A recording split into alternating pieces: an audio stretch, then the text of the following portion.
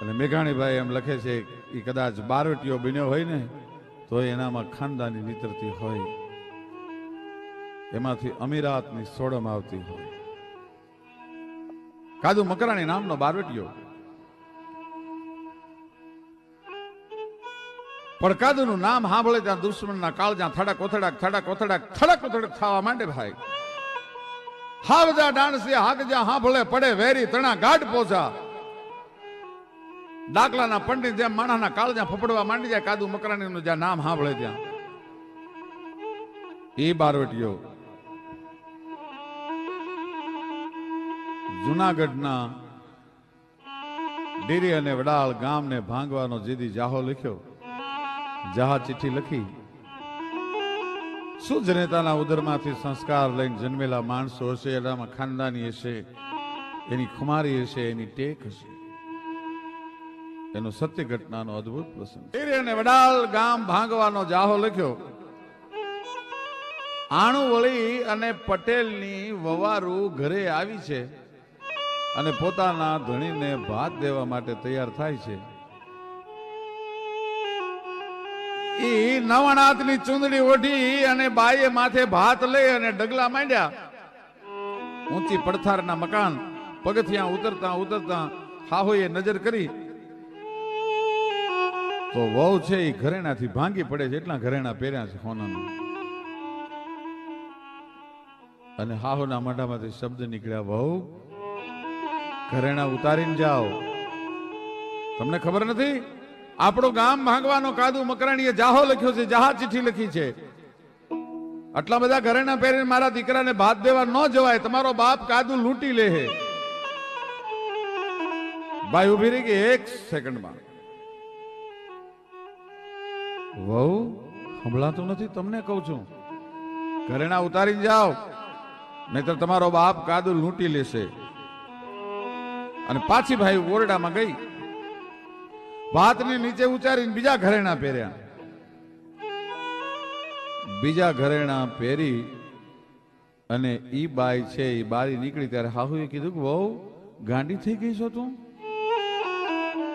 મેં તને ઘરેણાના ઉતારવાની વાત કરીને તે બીજા ઘરેણા પહેર્યા. અને તે દિવસે સૌરાષ્ટ્રની પટેલની દીકરી બહુ સરસ બોલી છે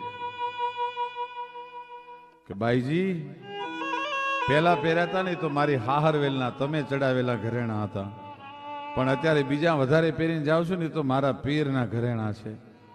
તમે એમ કહો છો ને તમારો બાપ લૂંટી લેશે, મારે જોવું છે કે બાપ દીકરીને કેમ લૂંટે છે એ જોવા માટે હું નીકળી છું.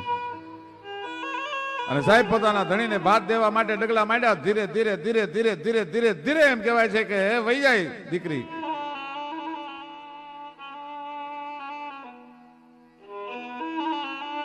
અને એમાં ડુંગરાની ગાળીઓની વચ્ચેથી હાંકડો રસ્તો માર્ગ નીકળ્યો. પોતાની વાડી થોડીક છેટે છે ત્યાં બે બારવટિયા ઠેકીને આડા ફરીને ઉભા રહ્યા. હાય ભાઈ ઘરેણા ઉતારી દે, અમે બારવટિયા છીએ. તો કે ઘરેણા ઉતારી દેવા માટે જ આવી છું, પણ મારે એકવાર કાદુ મકરાણીને મળવું છે. એ બારવટિયાને એમ થયું કે 8-8 દિવસથી ઉપવાસના કડાકા વેઠીએ છીએ, એક ટાણાનું અનાજ નથી. આ બાઈના ઘરેણાથી ભૂખ ભાંગી જાય, દાળદર ભાંગી જાય એટલા બાઈ ઘરેણા પહેરી નીકળી છે. કાદુ પાસે લઈ જાય, કાદુ પાસે લઈ ગયા. પોતાના હાથનું ઓસીકું કરીને ડુંગરાની કંદરામાં કાદુ મકરાણી ગીરનો હાવજ ભૂતો છે ભાઈ. પણ આમ જ્યાં એકને લઈ અને પોતાના બે જુવાનડા આવે છે અને જોયા ત્યાં કાદુની આંખ બદલાણી ભાઈ. 12 પ્રકારના વટને ધારણ કરી અને જે પોતાના અન્યાય થયો છે અને ન્યાય મેળવવા માટે રાજની સામે લડે અને બારવટીયો કહેવાય. 12 પ્રકારના વટને ધારણ કરે. બેન દીકરીની સામે જોવાય નહીં, બેન દીકરીનું સીલ લૂંટાય નહીં, સાધુ અને બ્રાહ્મણની ઉપર હાથ ઉપાડાય નહીં, ધર્મના કામમાં કોઈ દિવસ એમ કહેવાય છે કે ધાડ પડાય નહીં. એવા 12 પ્રકારના વટ જે ધારણ કરે. કાદુ મકરાણીના બારવટાનો નિયમ હતો બેન દીકરીની આળ ન કરવી. કાદુને એમ થયું કે મારા જુવાનોને ખબર નહીં હોય. અને હાકલ છૂટી ગઈ ભાઈ.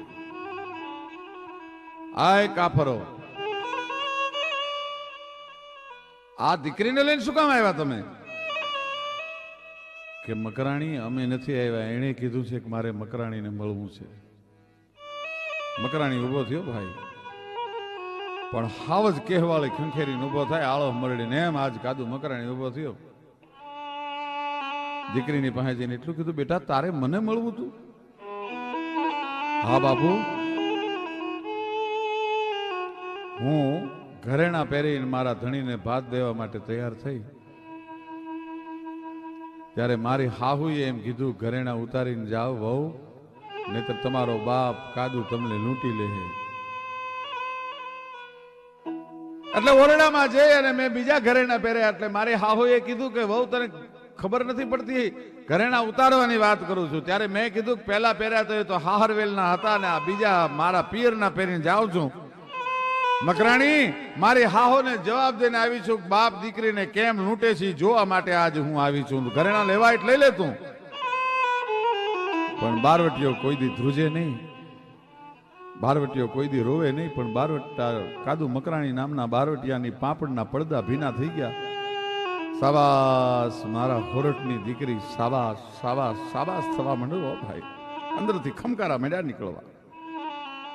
બેટા, હવે તને લૂંટવાની વાત તો એક બાજુ રહી, મારે તને લૂંટાય નહીં. પણ તું તો મારી દીકરી થઈ કેવા. તું જયારે હારે તને વળાવી હશે તેથી હું તને કાંઈ આપી શક્યો નથી, અને દીકરીને ખાલી હાથે મળાય નહીં. બેટા, 8 દિવસથી આ જંગલમાં ઉપાસના કડાકા બેઠો છું, તને દેવા જેવું મારી પાસે કાંઈ નથી, પણ તને ખાલી હાથે પાછી ન મોકલાય. આ મારા ગુરુની આપેલી મારા હાથમાં જે વીંટી છે એ મારો પ્રાણ વયો જાય, પણ આ વીંટી કોઈને દઉં નહીં. પણ દીકરી, આ વીંટી તને કરિયાવરમાં આપું છું, અને તારે હાહુને જઈને કહી દેજે કે હવે તને લૂંટવાની વાત તો એક બાજુ રહી, પણ તારા હાથ ગામના હિમાડામાં જો પગ મૂકું તો હું કાદુ મકરાણી ન કહેવાઉં. ટીકેલા પુરુષો આ ધરતીમાં જન્મ્યા છે. જબરજસ્ત મેઘાણી લખે છે કે મુળુ માણેક નામના બારવટિયાને, વાઘેર બારવટિયાને જેથી અમરેલીની કોર્ટમાં રજૂ કરવામાં આવ્યો એને ફાંસીની સજા થયેલી હતી. અને અંગ્રેજ અધિકારીએ એટલું કીધું કે આય મુળુ, એકવાર સલામ કરી દે, તારા બધા ગુના માફ. મુળુ મકરાણીએ કીધું કે સાહેબ ફરીવાર બોલતો. હું તે કીધું કે એકવાર સલામ કર મુળુ માણેક, તારા બધા ગુના માફ. કે સાંભળી લે સાહેબ, મારો મુળુ મૂછે હાથ અને બીજો તરવારે તવા, પણ હોત જો ત્રીજો હાથ તોય નર અંગ્રેજને નમત નહીં. આ અંગ્રેજ બોલા, મારો એક હાથ મૂછની ઉપર હોય છે અને એક તરવારની મૂઠની ઉપર હોય છે. કદાચ ભગવાને ત્રીજો હાથ આપ્યો હોય ને તોય ગોલા હું તને સલામ ન કરું. ભલા માણસ, ફાંસી આપી હોય તો આપી દે. મુળુ મૂછે હાથ, બીજો તરવારે તવા, હત જો ત્રીજો હાથ તોય નર અંગ્રેજને નમત નહીં. આ તો બધા ઇતિહાસના પ્રસંગો છે, જૂના પ્રસંગો છે. પણ જનેતાને એના ધાવણનું એટલું ગૌરવ હતું. આઝાદીનો સંગ્રામ ચાલતો હતો.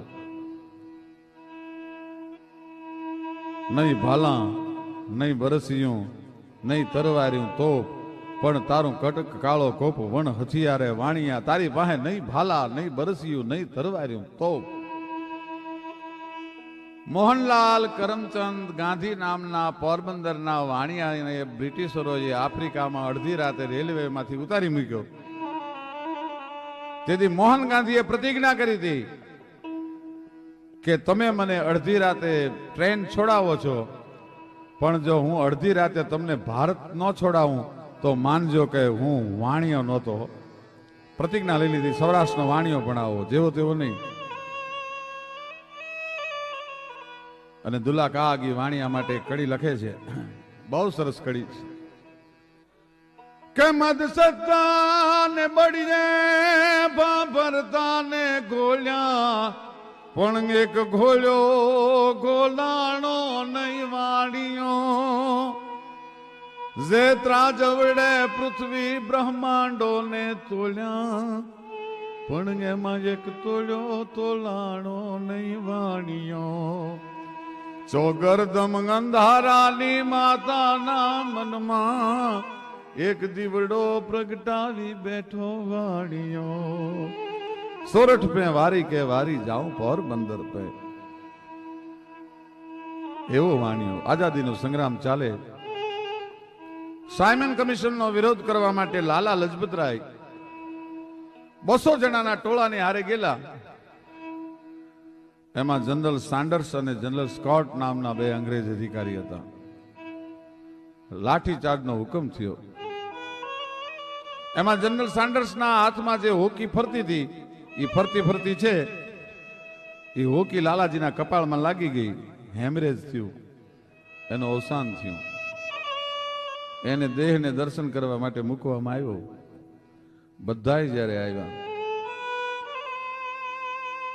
એમાં ભગતસિંહને ખબર પડી ભાઈ પણ મર્દ શીશ પર નવે મર્દ બોલી પહેચાને મર્દ ખિલાવે ખાજ મર્દ ચિંતા નહીં માને મર્દ લેજ અરદેજ મર્દ કો મર્દ બચાવે ગહરે સા કરે કામ મર્દ કો મર્દ અહીં આવે. એવું મર્દનું ફાડ્યું ભગતસિંહ ભાઈઓ. બધાય દર્શન કરવા માટે ગયા ને એમાં જયારે ભગત દર્શન કરવા માટે ગયો ત્યારે લાલાજીનો જ્યાં મૃતદેહ પડ્યો છે એની પાસે જઈને ભગતસિંહજી છે એ લાલાજીના ચરણને સ્પર્શ કરીને પ્રતિજ્ઞા કરે છે. કાય લાલા, અત્યાર સુધીમાં તને ગમે એ માણસે ગમે એવી અંજલિ આપી છે, મને ખબર નથી, પણ કાલનો સૂરજનારાયણ ઉગે ને સૂરજનારાયણ હાથમે એ પહેલા તારા કપાળમાં હોકી મારનાર અંગ્રેજ ગોલાને આ જગતના ચોકમાં જીવતો રહેવા દઉં તો હું ભગતસિંહ નહીં ભાઈ. પ્રતિજ્ઞા લઈ લીધી. બીજે દિવસે અંગ્રેજ અધિકારીનું બંગલામાંથી બહાર નીકળવું, ભગતસિંહની રિવોલ્વરમાંથી ગોળી છૂટવી, અંગ્રેજ અધિકારીને ભડાકે દીધો. આ સમાચાર છાપામાં આવ્યા. છાપો વાંચતા વાંચતા ભગતસિંહનો બાપ સરદાર કિશનસિંહ આ સમાચાર વાંચે છે ત્યારે ભગતસિંહની માં વિદ્યાપતિ કૌરને બોલાવીને એટલું કીધું, સાંભળ્યું કે શું? કે મને આ ખૂનમાં ભગતસિંહનો હાથ હોવાની શંકા છે. અને તે દિવસે ભગતસિંહની માં બોલી છે, સરદાર તમને શંકા છે પણ મને પૂરેપૂરી ખાતરી છે કે મારું ધાવણ ધાવનાર ભગતસિંહ જ હોય, બીજો કોઈ ન હોય. આ દેશની જનતાને એના ધાવણનું એટલું ગૌરવ હતું.